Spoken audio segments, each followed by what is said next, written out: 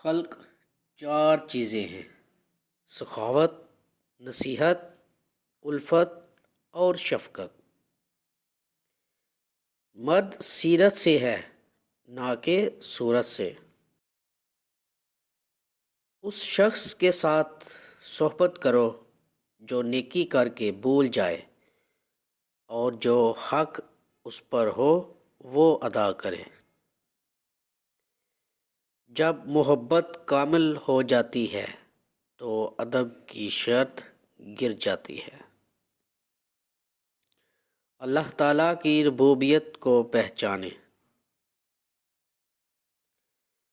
صدیق وہ ہے جس کا صدق افعال، اقوال اور احوال میں ہمیشہ قائم رہے۔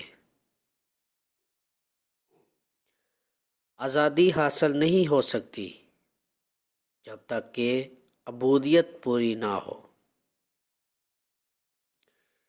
صادق وہ ہے کہ جب اس کو دیکھو تو ویسا ہی پاؤ جیسا کہ سنا تھا۔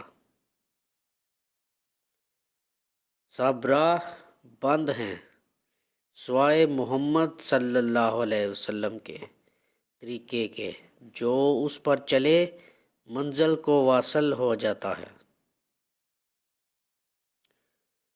توبہ کے 3 معنی ہیں: پہلے ندامت، پھر عزم ترک اور آخر ظلم و خصومت سے باز رہنا۔